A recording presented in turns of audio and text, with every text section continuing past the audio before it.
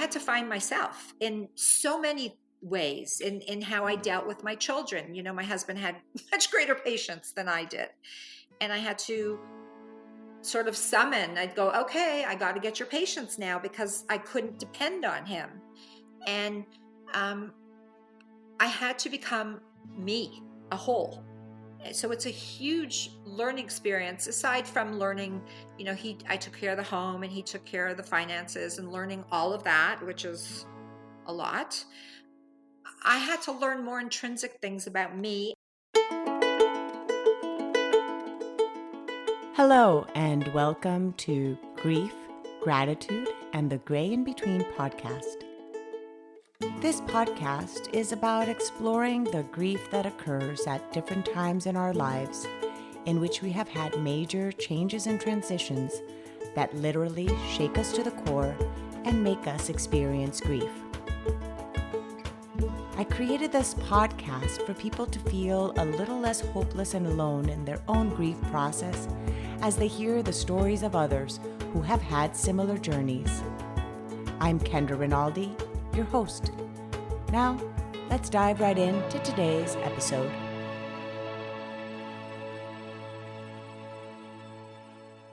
I'm here today with Susan Kendal. Kendal, welcome to the podcast. I'm so glad you reached out, and I'm excited for our conversation today. You're talking all the way from Toronto. Toronto. Woo. Okay, so let's talk weather, since that's what we were just talking right before. So right now we're recording this at the end of February, last week of February as we're recording this. I don't know when I'll release it, but what's the weather like right now in Toronto? Well, shockingly, we actually consider it beautiful out because it's above zero. And there's snow, and the snow is packing snow now, because we Canadians have all different textures of snow. So I was just outside a few hours ago building a snowman with two of my grandchildren. Oh, that's fun. So it's It's so interesting because that's when it snowed here last week here in Dallas. This was, as we're recording this, is just a week after all the blackouts and everything we had in Dallas. And so Susan and I were just talking a little bit before that. But my dad's like, "Is it wet snow or dry snow?" My dad was, I'm like, I don't know, Dad. Although I did live in Boston before, I should know that concept of wet or dry. So You wet means should. I can pack it. Yeah, wet means I Exactly. can pack it, and dry. Okay, And it was now I dry know. here for so long, it was like sand. So now Okay. we're so excited because at least we can play with it. What else, Yeah.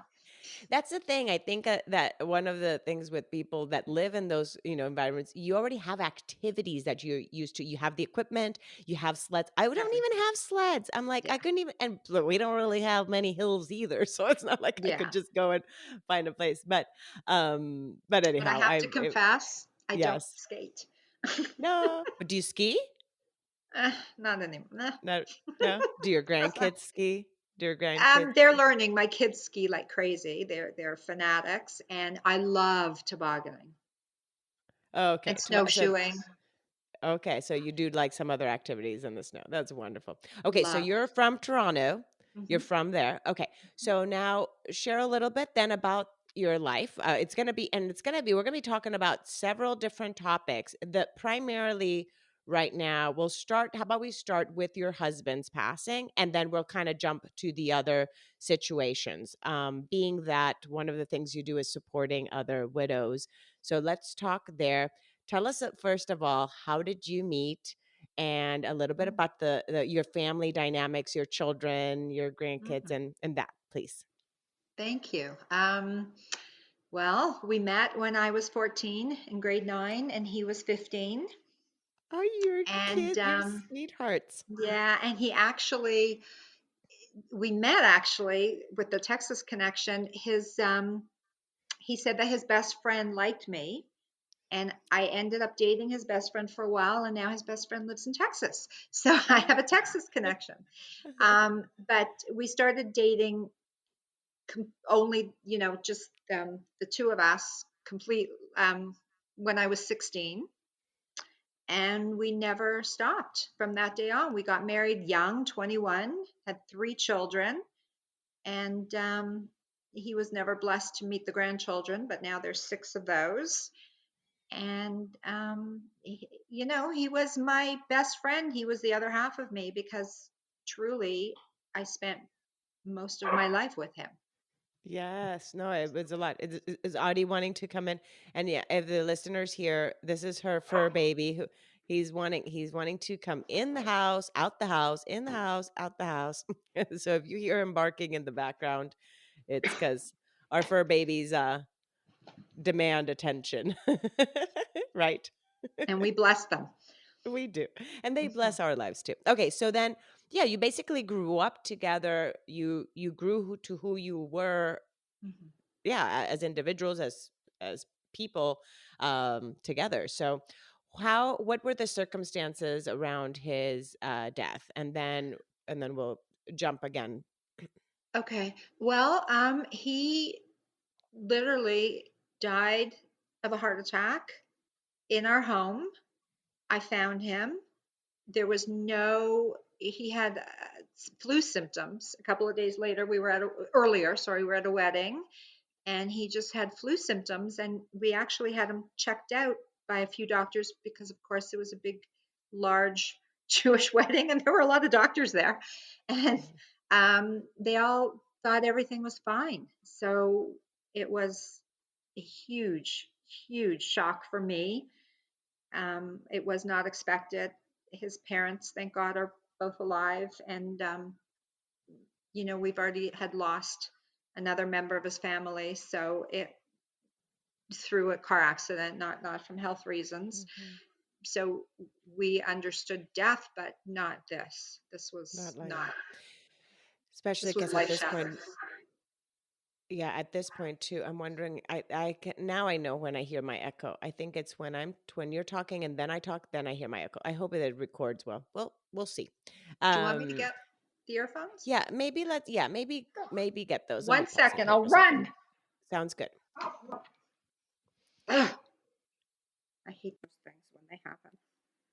It yes and oh, sorry, wait. Oh no, I'm hearing more echo now. I'm thinking. Let me see. I'm Do I hearing have to more echo now. I actually. Let me. Can you hear me? Yeah, but it's not Can you coming hear me? through here. Hold on. Hello? No, you could don't hear me on your ears. Okay, no, take them off. Take them off because I'm hearing more echo actually. Oh, Okay, it's okay. sorry. I It's can't okay. It's okay. believe. Don't worry about it. No, don't worry about it. Those. Ugh. Hmm. Okay, so let's go back to hold on, I'm hearing head.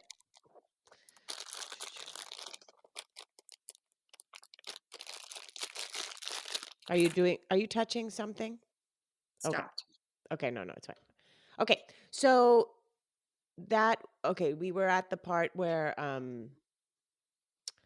you were talking about, okay, so how were then the circumstances then in terms of him passing? He was home. What was the situation? You mentioned a little bit in the He was email. home. He hadn't been feeling well, and he had a very important meeting in the morning. So I had said to him, maybe don't go. He was a dentist, and he was actually meeting a patient and another dentist to discuss a patient's issue together, the three of them. And he said, I have to go because, I've already got the patient there and I've called in a specialist. But he wasn't feeling well. He had flu-like symptoms. So I actually decided that I would sleep on the couch because, I didn't want to get sick. And in the morning, the phone kept ringing and ringing and ringing.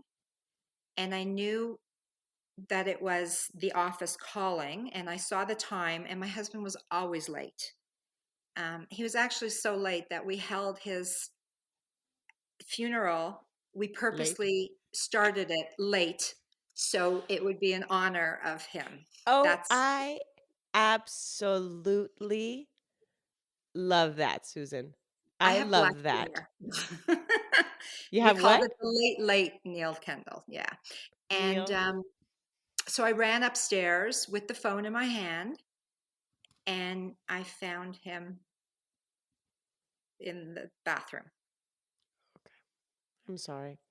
Thank you. It must, and this was less than 7 years ago. This is This was recent. in 2014.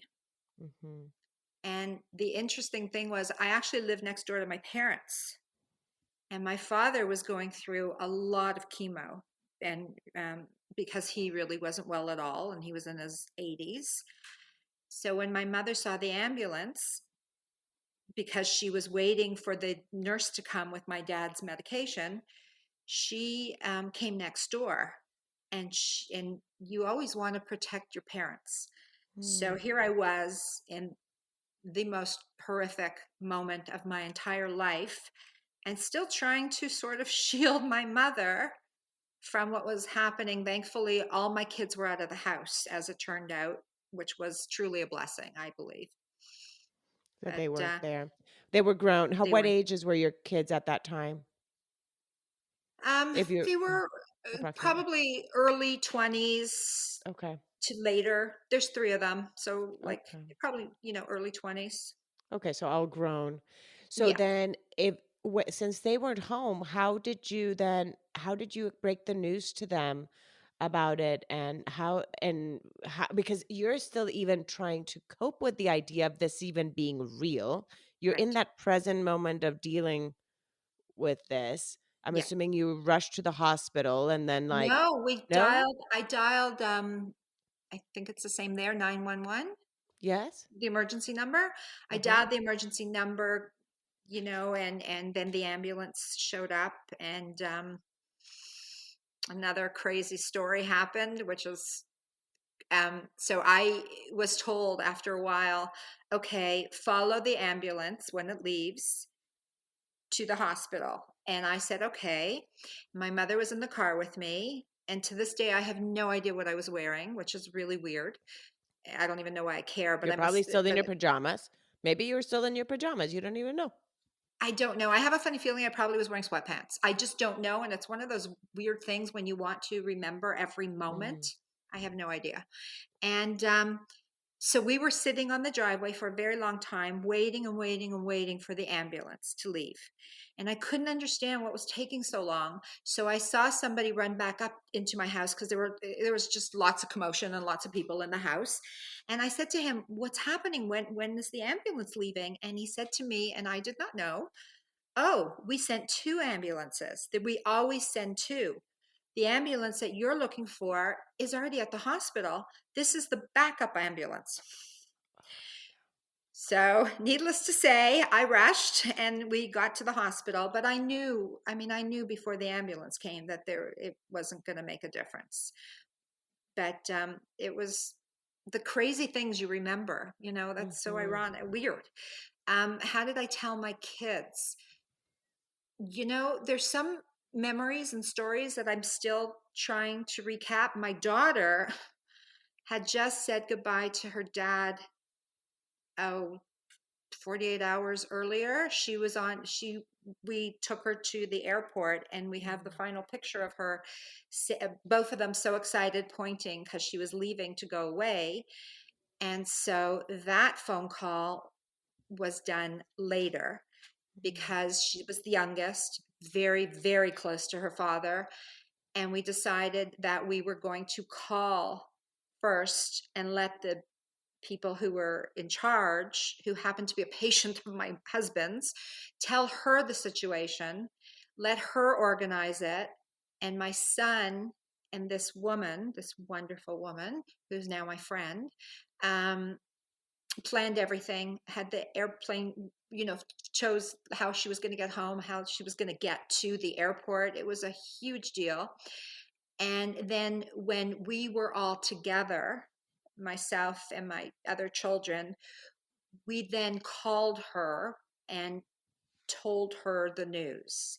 And like my other daughter, my middle one, she also thought when we told the news that I meant my father had passed, Oh.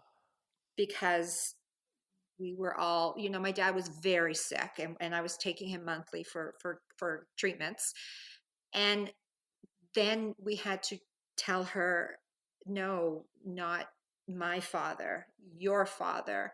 And I couldn't get I remember sitting with my kids, that I remember so clearly, and I could not get the words out. I could not say them. And I think my son, it was one of my kids said it out loud, and just hearing those words out loud, there's nothing worse. And she broke down and had to fly pretty much on her own for hours and Was hours. she out of the country? Was she She out was of in the country? Israel. She was Oh. actually in Israel, just starting a trip. So she had just traveled for, a day to get to where they needed to go, from planes and buses and everything. And she was there and she had to fly home. And we all went together. My girlfriend drove us to the airport to get her, because Mm. that flight home for her or for anyone, I don't even know how she did it. Honestly, I don't know how she did that. So I that's bringing up memories for me because when my sister passed away, she was in Seattle and I lived in LA. Now that's a short flight, but I also had to fly, and my parents were in Colombia, so they flew from. But I remember in the airplane and flying there the day after her death, and she died in a car accident.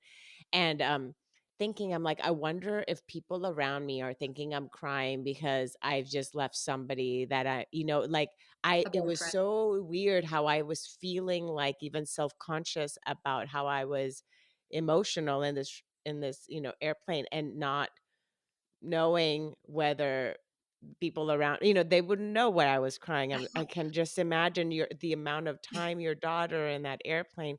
And you said something regarding that goodbye with her dad just 48 hours, before his passing. Um, it just brought me chills. Like I had again another. I mean, I'm sorry, I'm interjecting with my No. stories, but those it just brought these images. When my sister moved to Seattle, she had first come to LA. And so I drove her to the airport to then from her to fly to Seattle. And we were sitting in the lobby, and there was this couple that this is back when you were able to be and I don't know how it's in Canada. Could you guys be like at the gate to say goodbye or no? Or is it like in We're the exactly the same. the same? Okay. Exactly the same. So this is back when we could, right? This is pre 9 pre uh uh Pre-COVID, pre pre nine pre 9 11, 11. Yeah, pre pre 9 everything. 11. So so this couple, the guy kept coming back up, and they'd hug again and say goodbye, and then he'd leave and then come back. And we're like sitting there, we're like, man, they're like saying goodbye as if they're never gonna see each other again. And little did we know that was the last time we were gonna see each other. So Oh, what what you just mentioned right now of your daughter just brought me that yes. image of like, we really do not know people's stories when we're crossing them. And it just is just so much it happens in front of our eyes that we don't know. And these interactions and human interactions that make us think, like, what if they're crying because they are going to a funeral? What if they're crying as they're saying goodbye and really that is their last goodbye? So thank You you know for what that sharing that reminds me imagery. of? I'll Mm, share a memory with you from so long ago. So when I was 21, I lost my brother, well, my brother-in-law, who was 18, in a car accident. mhm. And to this day, I remember the phone call, and and he died because of the weather. The weather was We were the horrible. same age. So I was 21 when my sister died, and she was 18. So same as your brother-in-law. Not weird. Also car accident. Okay. So the Yeah, weather was horrible. horrible. That's what happened. It was a horrible, horrible, horrible rainstorm. And he was about an hour away, but it was the same weather where we were. So I said, we were running, we had no money. We didn't have a parking garage. So we were running to where we kept our car in the lot. And I said to my husband, we can't drive in this weather. We can't. You like, look what happened. We can't drive as well. So we ended up taking the subway. And on the subway, my husband was just, he lost it. He was crying. It was just all pouring out of him. And I will never forget, a wonderful, kind person, a man, was sitting in the subway, and he saw these two young kids and the guy crying, which I guess isn't typical. And he reached out to me, and and I remember him saying, "Is there anything I can do?" And Mhm. I remember just going, no, nobody can do anything. I just, you remember certain things, they just don't leave you. Yeah, and that is so beautiful. Just the fact that it's a stranger and seeing somebody, and sometimes we just pretend like we're not seeing instead Mhm. because we're so uncomfortable. And actually, that goes into part of this conversation that we'll have too, because I know when you reached out, you wanted to be able to talk more about the subject of death and how we really don't talk about it enough. And I think that that's one of the things is that because we're so uncomfortable, we do not know how to react around other people that are in pain. Right. And the fact that this gentleman reached out to at least even just say, "What can I do?" That is that sometimes that's all you need, you know? It was Even if he beautiful. couldn't do something, that's beautiful. So you let's back again. You mentioned before you had gone to a Jewish wedding. Are you of Jewish background? I So am. would did you have to wait?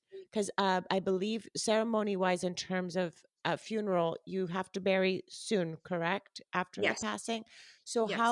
did you have to delay that based on your daughter coming from Israel a little Yes. bit? Did things have to kind of shift a I little think bit? we Do you delayed it remember? I think a day. I think we did. I mean, she was back the next day. The next So evening it's she really was quick. back, and I that's right, because she was unpacking, and as she was unpacking, we were figuring out what she was going to wear to her father's funeral. It was surreal. Yeah, all those. Yeah, you had just packed for her trip to Israel. Did she end up going back, or did she just stay home after that? She ended up, it was very, very hard for her to go back because Mhm, the memory of standing, I mean, she still considers her day losing her mhm, father to be the day they stood at the airport together. mhm. And but I really, really wanted her to go back because I wanted her to travel, and it was such a phenomenal Experience. opportunity that she Mhm. was being offered. So I think 2 years later she went back, and it was good. Oh, good. Okay. So she was able to live that experience. Okay. So now let's go again into the funeral because what you said, this is important. The fact of being able to bring in some of the qualities of the person that's passed into the uh, feelings in the funeral itself. So the fact that you first off had it be an hour later to honor that he was Not always an hour, late. just a few minutes, but it was Oh, a few minutes. Oh, purposely. It I was thought just a it was. few minutes. I wouldn't do that. There were thousands of people, but I definitely stopped it. I definitely did it, and I don't know how many of them knew, but we all knew. Love it. So, what Mhm. other ways did you honor his personality in his funeral? What other ways did you Well, do that? we are put into a separate room before the funeral starts, and my husband was a giant Coke Zero fanatic. So I made sure that I had a Coke Zero with me. Just it was just like he was with me. And interestingly, it's funny, I don't remember if it was the night before. It was the night before the funeral. A whole bunch of people had gathered in my home, including my children and some family friends. I don't remember who, but my husband was known for liking this specific pink wine. Behringer's rosé. I don't know. And Mhm. everyone knew and used to make fun of him because, guys don't If it typically, was guys in because it Canada was a don't typically rosé. like it. Yeah. I mean, it's a summer wine, but he liked it year round. And there was one in my fridge. There was always an open bottle in my fridge. So we all went around in a circle, and I poured for everybody, and we kept a little bit. And that was for my daughter who wasn't with us, just to honor him. I think she still may have the empty bottle. Mm. Yeah, So yeah, little things like that. It's so they make a important, I huge think. difference. Yeah, it's so important because it one is honoring the person. It is also keeping you guys feeling more connected to Neil, right, in that process Mhm. as well. Yeah, we did. I mean, I did so many things because I had lost Darren, my brother-in-law. Mhm. I um I didn't realize then how much I did to honor his memory. And I used to always tell stories, always, of Darren, probably the same stories, but over and over again, especially when my kids were younger. to the point where they weren't sure if they had ever met him or not because Yes. the stories were so alive in their brains. So after my husband passed, my son said to me, "You have to keep dad's memory alive like you have Uncle Darren's." Mhm. So, which also meant naming everybody, after him. But so I did. And within a few weeks after Neil's passing, I invited, because I'd known him pretty much my entire life, I invited, I took 2 days, one for the men and one for the women. I don't know why. And I invited people throughout his life from youth till older. And I did that with the men and the women and asked them to please share memories, share stories, because I needed more stories, and give me a one word that would describe Mm. Neil. And they each did it. I videotaped it, have not watched it yet. And I used those words to put on the bottom of his tombstone. I decided to add words that could be used to describe him and also to create dialogue and conversation.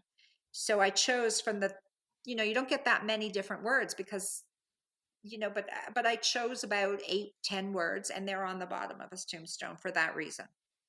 And so you haven't watched the full video you said yet? And this No, is 6.5 years. When do it's you feel sitting in do my you when do you feel that do you even know when that will be? You'll just know. You'll no, just know. You'll know not when just you're now. ready.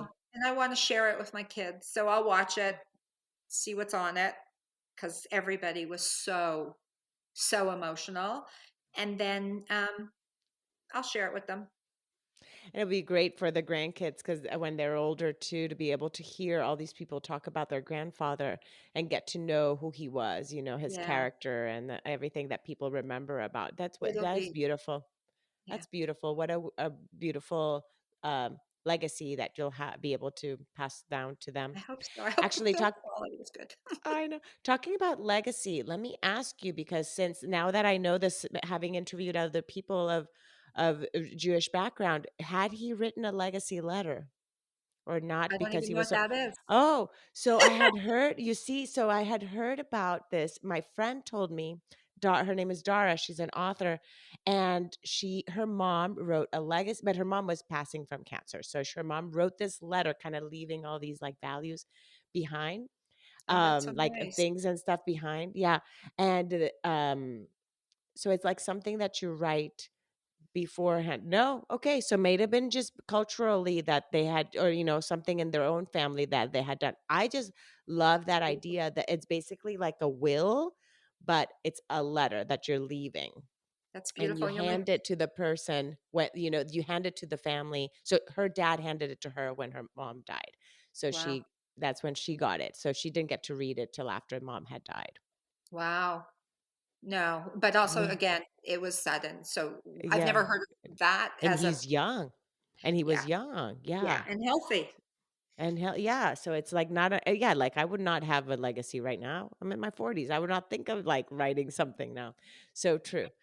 Okay, so now let me ask you some of the things.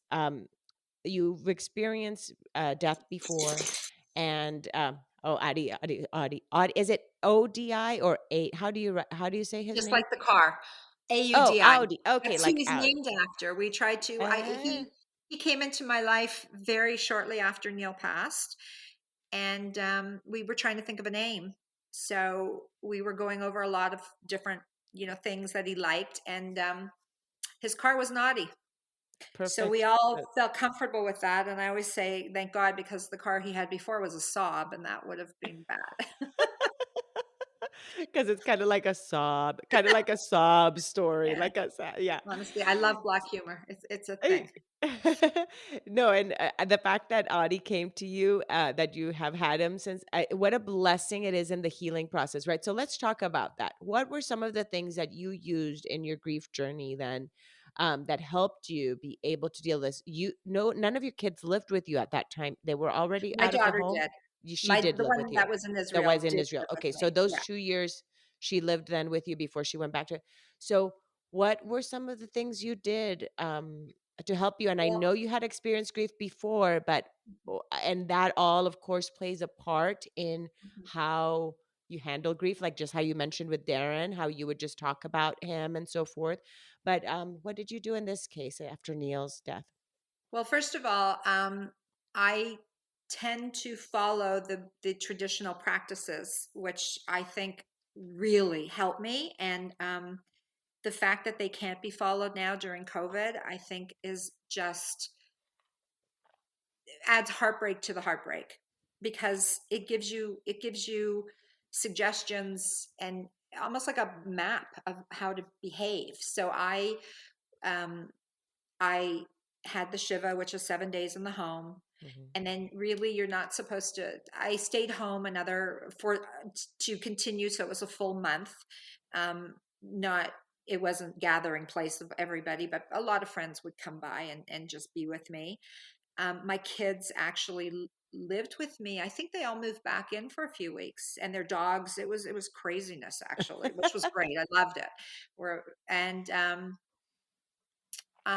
then following that, for the continuation until 11 months are over, you actually go and pray. You're supposed to go twice a day. I went once a day, but whatever. And it just gives you, it's almost like yoga and meditation. It just gives you a place. I didn't pray, I just sat, but it gives you a place to go. It gives you a reason to get up in the morning and move. So that became a huge part of my life. The dog was got me out of the house. It got us laughing. It got us into the world. Like, there is nothing that was better for me than this furry rag dog. And my Agreed. daughter. I don't think we smiled until he came into our life. He was, and we had another dog. I actually gave that dog away and got this one. Oh, and how is that dog? Who He was got that dog? crazy. He was Oh, he couldn't be with other dogs. And my daughter, whose brother is her dog this is one. this Mhm. one's daughter brother, said, "You love our dog. Our dog gives you entertainment and joy, and you can go out and you can be with people. This dog, you got to sit in the house. He couldn't be with other dogs. He was like one of those crazy rescue dogs. So he was great joy, and I really kept, I mean, I was so busy. It's Mhm. when it's sudden loss, as you know, there's so much to do.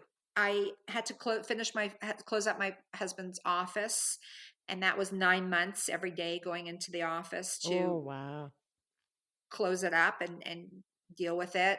I had to, I mean, there was so much to do. It kept me so busy. It was good for me because I need to keep busy. But actually, a few months in, so we passed in May, and over Christmas time, I said to my daughter, "I'm giving you a gift. I'm going to send you to Mexico to your very best friend so you can be with her and I can be in my home." And I spent those 2 weeks, I told everybody, don't call, don't visit. I need to take time for me. And it was And just this is 2 weeks. how long after June, approximately? July, August, September. Oh, over half a year later. I had been so busy and so overwhelmed. I needed, and I was still taking care of my dad. So I needed just to quiet and focus. And it's really important that you do that. I think that what you're pointing out is so important, Susan, because a lot of times people don't realize really the busyness that there is around, right, death and all the business part of it. Like you said, you had to clear his office, you had to do this, you still that you really don't get the full sitting in with your grief type of Mhm. feeling. I mean, you had the blessing of having the rituals and traditions that you have in your Jewish faith to kind of have that a little bit, but at the same time, you were with a lot of people in your home following. You had not really been with There were so many yourself people. in It your was grief. beautiful out. We were outside. There were so many people at my house that actually my porch in the back of my house broke Oh from the my wake. goodness. Yeah, so definitely that's so important because you knew you needed that, and to actually tell the people around you, like you said, you bought your daughter then a ticket to go to Mexico with a friend. Like you knew you needed that and you created that space for yourself. And that's important, Mhm, I think, for the listeners to know. mhm, So mhm. thank you for sharing all those tools. And of course, Audie, my Evie is after my mom passed away. That's when I got Evie. So Evie came to our life by the pickup day on her for her from her breeder was on my mom's birthday. Mm, We didn't select that date. mm. It was the first birthday without my mom. It was 2 months after her passing, and that was her pick. So our gotcha day for her is my mom's birthday. It's And don't you so find, I find with him, and also my brother, I lost my brother and he had a cat, and my sister-in-law and I always discuss the fact my dog just looks up for no reason into the sky often. And her cat, who used to sleep on the bed with her and my brother, started sleeping in her son's room and also just looking up. And she phoned me and she said, "What do you think that means?" I said, "I think it means my brother's in the room." And she said, "Oh, I'm so glad you think that because I thought I was insane." so she felt like a sense of like, okay, I'm not crazy. Somebody else that understands me. I know, like those little things that happen. Um, we find connection to things, and I think all it matters is what it means to you, right? And if 100%. it brings you comfort in those connections, like it brings me comfort in the connection that Huge. was her. You know, the fact that you had him and you named him after the car that he liked. Things like that is just wonderful. Now, you mentioned then you're okay, so let's go over some of these other deaths that happened and then let's talk about what you're doing then now. So your dad had been going through chemo for how long prior to your husband dying? Um, well, he had heart disease and then he got cancer. I know I was so busy dealing with my dad that whenever my husband talked about our wedding anniversary was coming up and he was so excited because we were going away, and I would be like, just leave me alone. I need to deal with my dad. Mm, You deal with the vacation. I'll see you then. That didn't happen, but I guess it was a couple of years, but it was not, it was, it it's gets worse hard. and worse. It was time So, consuming. As you said, you were taking him to his appointments and so forth.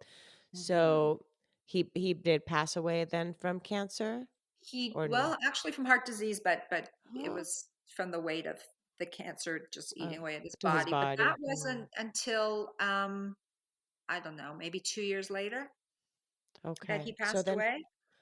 what are the other experiences you've had then in your life and since, and how do you feel that all these emotions have shaped who you are now?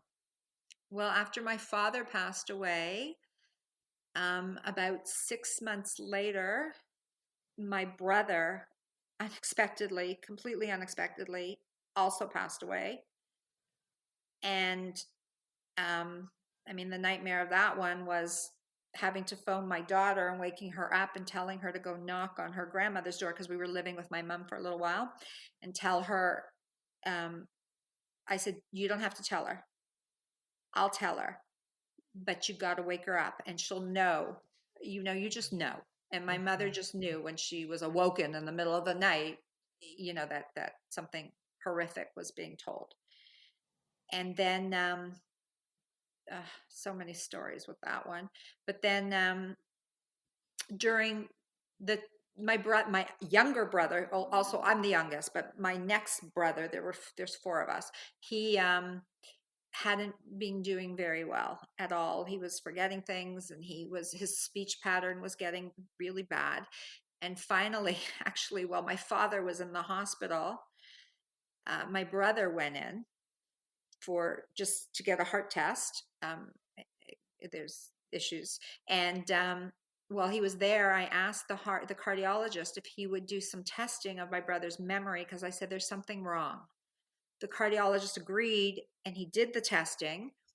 And he said, "Oh, yeah, there's definitely something wrong. His score is horrible." And that put us on a journey. While my father was upstairs and my brother was in emerge, that put us on a journey that ended up with my brother passing away a year, will be 2 years in September, so a year and a half ago, of early onset Alzheimer's. So different relationships, different kinds of diseases, certainly. I mean, I've had, car accident, long illness, massive heart attack, and my And then brother who also, Alzheimer's. Yeah, and Alzheimer's, which is that you're also losing the person the moment of the diagnosis too, right? Because then you're also losing that connection that you have sometimes with the conversations that you could so much. have and It went because Mhm. it's early onset. I could write a book about it because what I know now, but early onset, it just goes. I mean, from when there's a lot of talk now. We're trying to figure out between us when it really started because you just think people are getting forgetful. Not you don't really never think that a person in their 50s has Alzheimer's, but from the time he was diagnosed to death was probably about 3 years.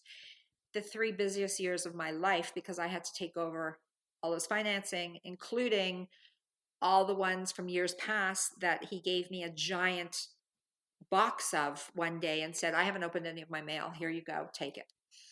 And Oh, it was wow. heartbreaking.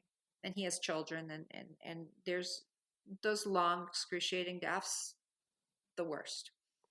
It's interesting, right? Because when you've experienced different kinds of deaths, like the sudden ones, because we're not prepared, you're not the anticipation's not there. You just kind of deal with it the moment it happens is when it And you go begins. into a But fog, so you're kind of protected a little bit. true. And then but then the long-term ones, it's as you're like you're like holding your breath. It's that I felt like as I was holding my breath underwater every time like the phone rang, I would never know like what if this is the call? Like, like those kind of things, right? Do you agree? And I think, oh, I lived with a suitcase because we were constantly going into hospitals because he was aggressive. It was, and I think part of you is also feeling guilty because you're like thinking, am I guilty to think that maybe I need a life and maybe he needs to go somewhere where he'll not be, his body won't be eating him up alive. And there's a lot of guilt for feeling that. Feeling that way. Yeah, they say that sometimes like those kind of illnesses is like they're like the worst because you're actually desiring the death of a loved one because you're seeing the excruciating pain they're going through. Like this happens with cancer or with many other diseases in which you're like, it's horrible because it puts you in this situation, like you said, that guilt of like, I just wish that they could just be okay. And maybe being okay just means not even being alive anymore. And that is really, really hard, to be living with that idea of like wishing somebody's death, but it's really because you're wishing their pain to not be there anymore. You love them Exactly. so much. And it has a lot to do, I think, with what you believe in the thereafter. My Correct. husband used to always say he was agnostic, and he used to say to me, any belief in God, it's just a crutch. I said, well, if it's a crutch, lucky me, because I do believe this isn't the end. You have to. I mean, after all I've gone through, there's no way this is what it's all about. I agree. I think it makes a huge difference in how you perceive then death, which again, this is something we wanted then to talk a little bit more about that of having those open conversations. It really does make a difference on how you perceive it and how you talk then to your children, to your family in general about death, not just when it happens. Like if we already talk about it, knowing that it's something that's going to happen to us, right? We all know that. Death and it's taxes. it's Death and taxes. Is that the title of this podcast? Death and taxes. The only two things that are guaranteed in life. Guaranteed. Death and taxes. That's it. Oh my gosh. So, yeah, you have a good sense of humor. Do you deal with humor? Is humor one of the ways you cope with hard things too? Because it is for me a lot, adding, sometimes breaking things up with humor.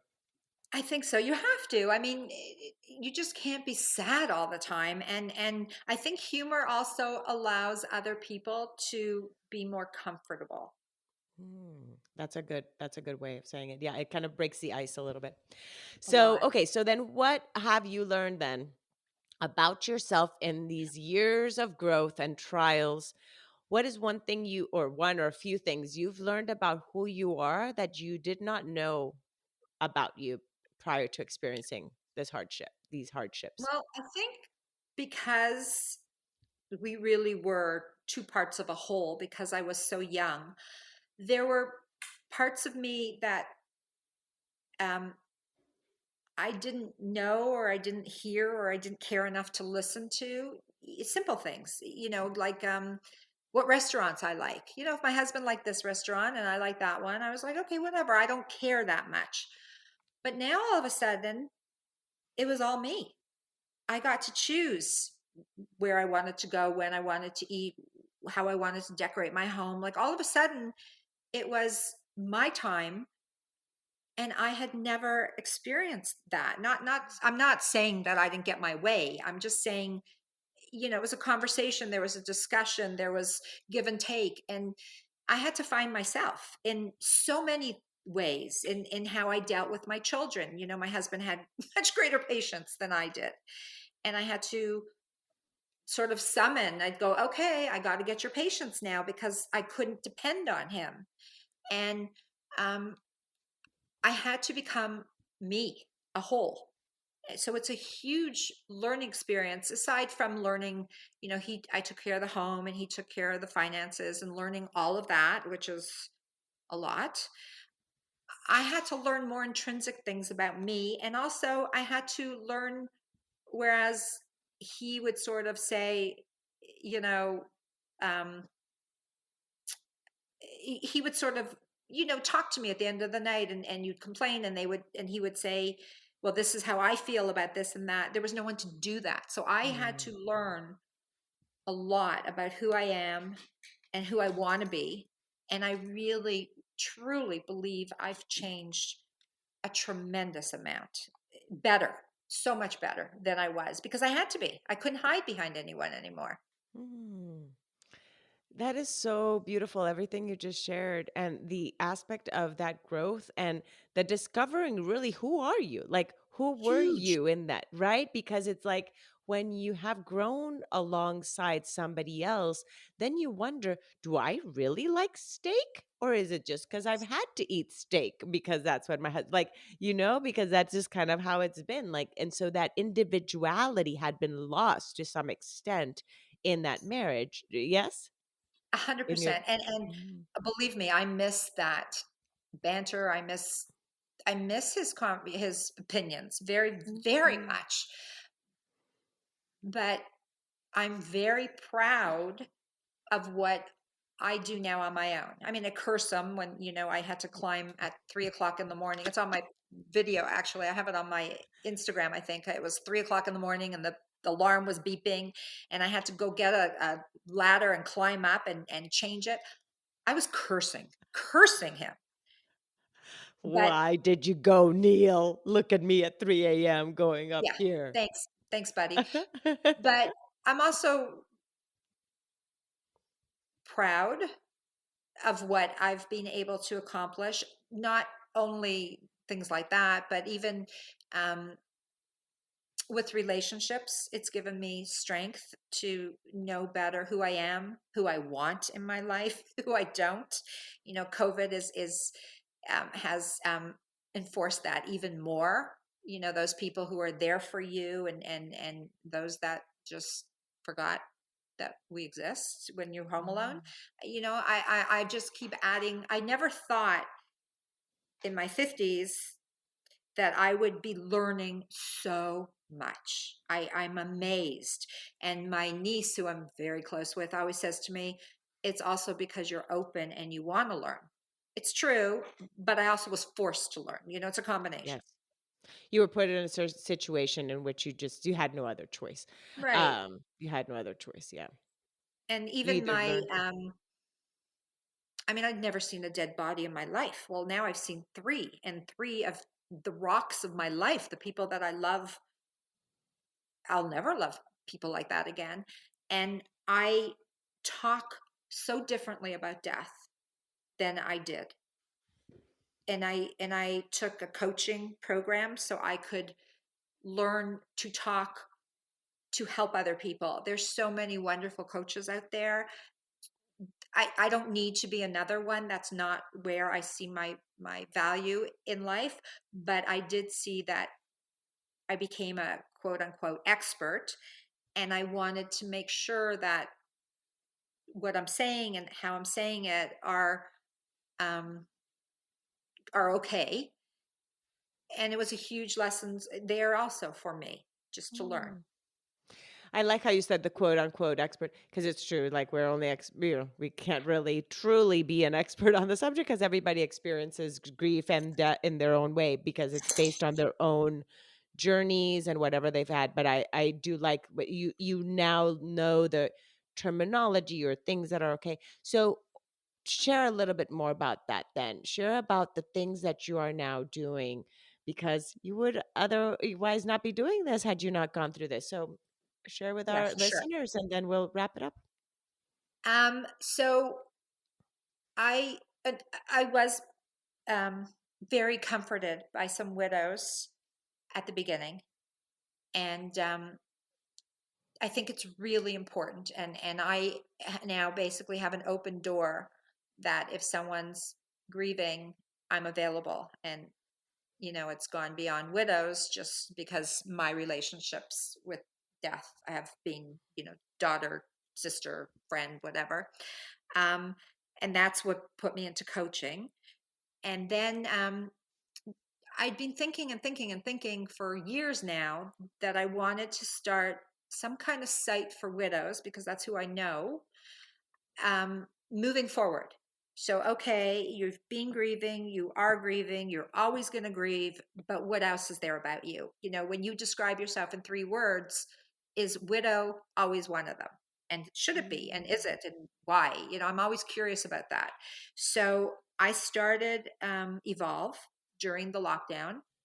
But then, interestingly, the more I got involved in Evolve and the social media world and the books and everything else, the more I realized there is a ton of information out there, and websites and Facebook sites and Instagram sites. There's just tons of them available. And I went on many, many, many of them just to understand and to hear what people were talking about and what I could provide if there was anything I could offer, because my background is writing, and I thought that could be a way. I do blogging for some groups and things like that.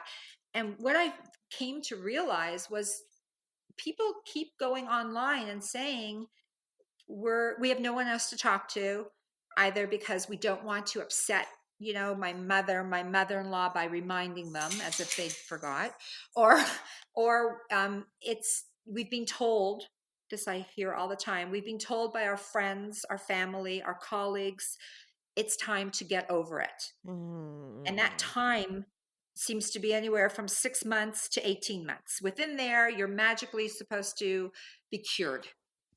Yep. Yeah, like, Like a flip of and a switch.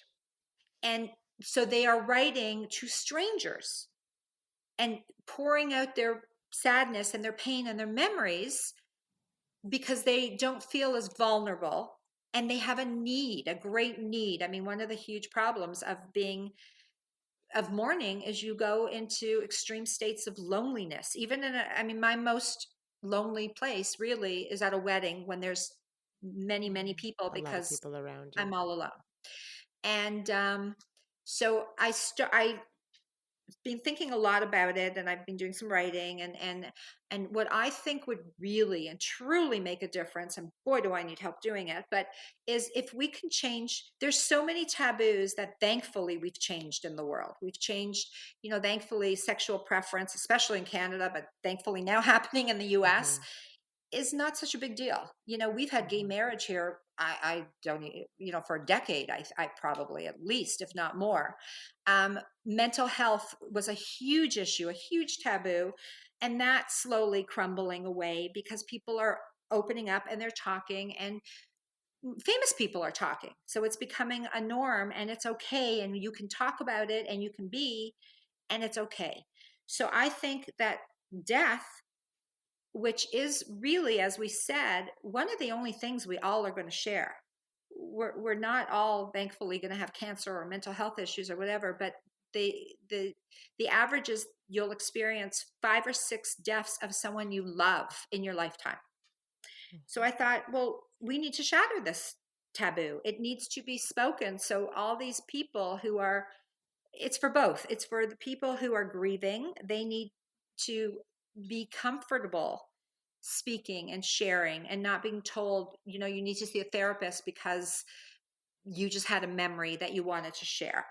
And it's also for the people who are are wanting to comfort someone who's grieving and they don't know how. So they say nothing and they run away, or they say the wrong thing, not intentionally trying to be cruel, but boy, do people say the wrong thing.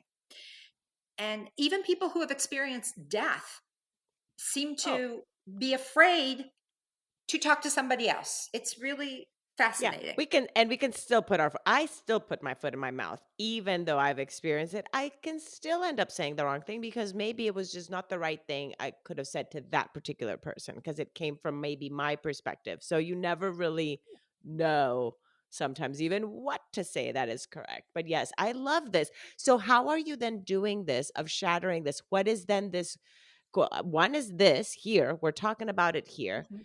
Is it starting to show up? Then do you talk about more about death than in your Instagram? Share to the listeners where they can read more because you're a Well, blogger too. So I blog for Hope for Women, and I put the blogs on my website, which is called Evolve Beyond Grief.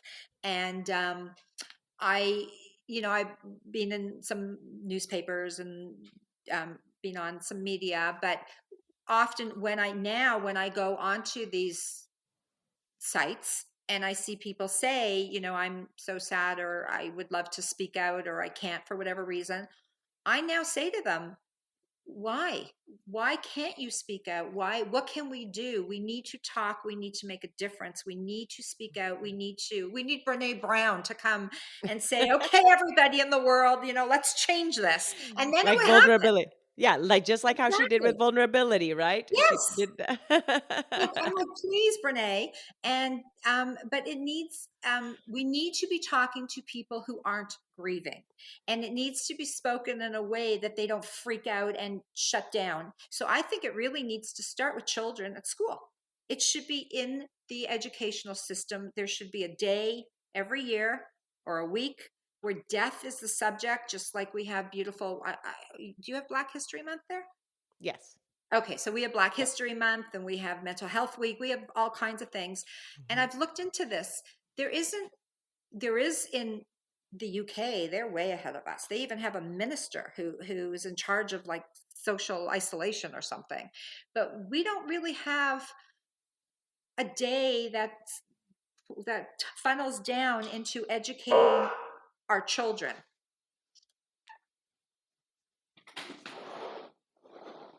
My kids have always known about death. They were brought into a family where we're suffering from the loss, and it's very open. We go every year together to the cemetery, we talk, and those memories and those stories would stop people from being so afraid.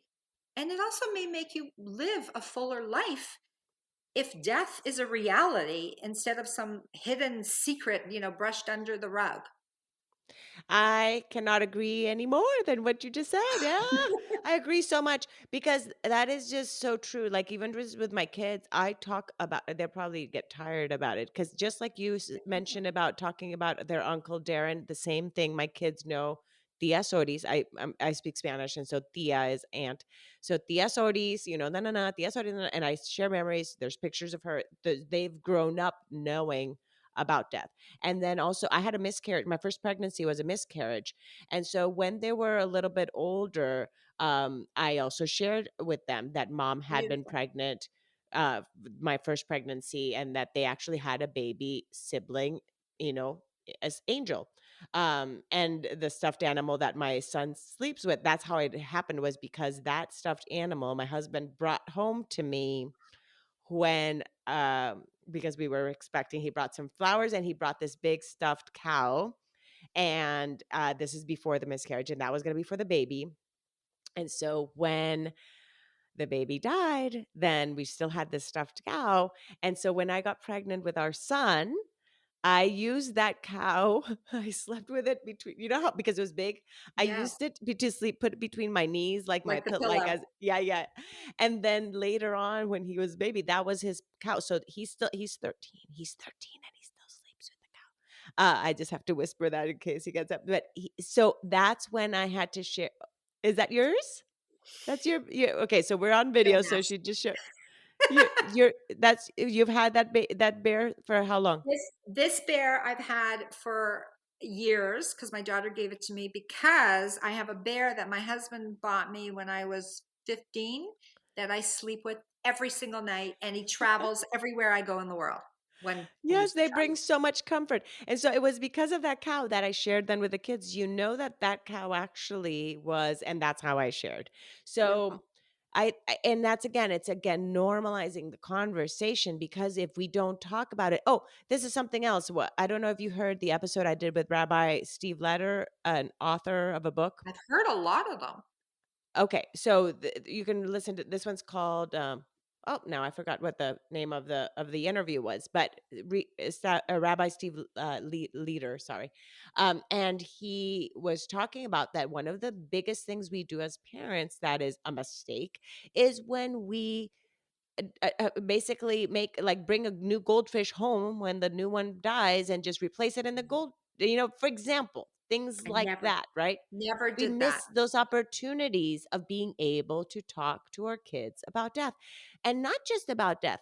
It goes back to even just the fact of talking about when things just have not gone their way, like of just Losing a like friend, losing, yeah, when they've lost a friend. friendship. It's part of life. Yes, all these experiences of Oh, grief, of loss, and how they're part of life. We're always trying to fix it. There's nothing to fix. It's a life.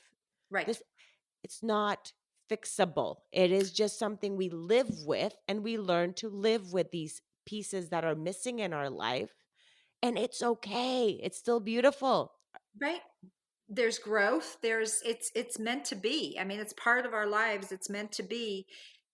But if you live in an island and you've never seen a tree, and then all of a sudden you see one, you're like scared. But if it's something that's just part of your vernacular, then it's, oh, there's a tree. Okay.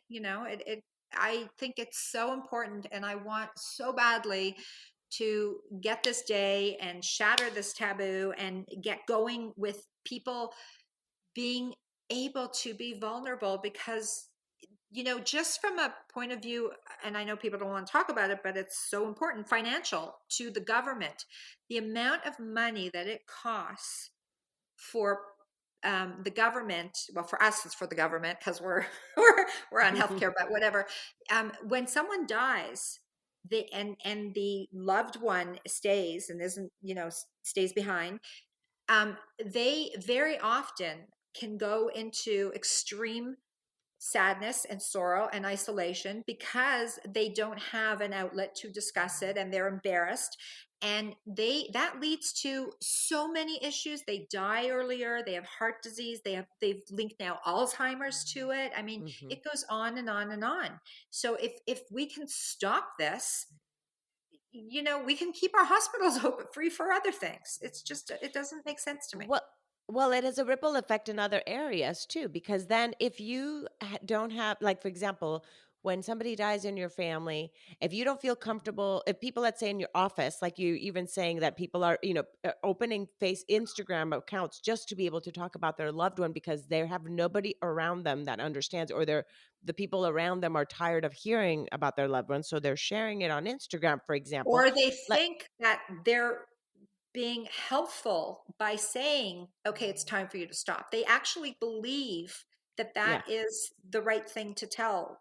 I've looked up mental health and grieving, and in Canada, it even says in our famous Canadian, whatever, Institute for Mental Health, it says, if a person is grieving after a year, you got to start wondering if maybe it's a more serious kind of grieving and they need mental health support. No, they need to Well, be able to talk. exactly. Well, put me in a hospital because it's been 24 years since my sister died. So put me in a harness then. So what? That's the thing. So then if we don't normalize it, then that also affects then the work environment, right? If somebody doesn't even can't even go to work and be able to be open with their coworkers, or if they have to, like, let's say, take a longer leave of absence even from work because of how they're going through their grief, and they Yeah. maybe, like you said, they feel so isolated and alone even in their own environment when they're with people, just because they can't talk about it because it's Mhm. such taboo. So, Mhm. yeah, it just affects so many areas in our society. And until we just start kind of ripping the band-aid, and I'm sure it's not like this in all societies. I'm sure there's other societies and indigenous societies or things like that in which it is so much part of life that it's celebrated. This is, again, we're talking about our particular. So if anybody listening to this has a completely different experience of how I would death love to is hear. talked about in your cultures, please reach out. We'd I love would to love hear those stories, right? Yeah. I'm searching all the time, and I'll get people who'll say, "Oh, it hasn't been like that for me." Yeah, well, come back to me after a year and tell me how it isn't like that for you. And then Right. if you experience multiple deaths like I have, um, I feel like I've used up the quota of reaching out. I really do. Honestly, it's Oh, and I think they Susan. also are afraid of me because I'm like this black widow. Oh my goodness. The fact that you've reached your quota, that is just, you're like, wait, it's already like, who can I call that I haven't called already for when this person died, this person died? Who can I talk to that I have not already? Oh, wow, Susan. Like, that's like so unreal, right? Yeah, that is unreal that we have to think that way. It's been such a pleasure talking to you. So share your website again. So it's evolvebeyondgrief.com. Mhm, Evolvebeyondgrief.com, correct? And I'll put it mhm, in the show notes. yes. Any other things you want to say before we close out? You know what I would really love, and I think I can use, is if people would share their stories of when they have been told, not using their names. I'm not, just a quote. I was told by my colleague or by my sister or whatever to get on with it, because I want to gather those and start some kind of petition to start this day that I'm dreaming about. Perfect. And the way to do that would be on your website. It would be the contact page Or where they can yours. email you. Sure, or yours. Or mine, and I pass them down to you. Perfect. Either one, send them to us. Let us know what were some of the things you've ever been told about grief, like move on, get over it, those kind of things. And in what environments were you told these things? Was it at work? Was it at school? Was it at this? And we can start gathering some of this information and seeing what can be done. Yes? It's going to take a village. Yeah. Awesome. Well, thank you once again. Thank you again so much for choosing to listen today. I hope that you can take away a few nuggets from today's episode that can bring you comfort in your times of grief. If so, it would mean so much to me if you would rate and comment on this episode. And if you feel inspired in some way to share it with someone who may need to hear this, please do so. Also, if you or someone you know has a story of grief and gratitude that should be shared so that others can be inspired as well, please reach out to me. And thanks once again for tuning in to Grief, Gratitude, and the Gray in Between podcast.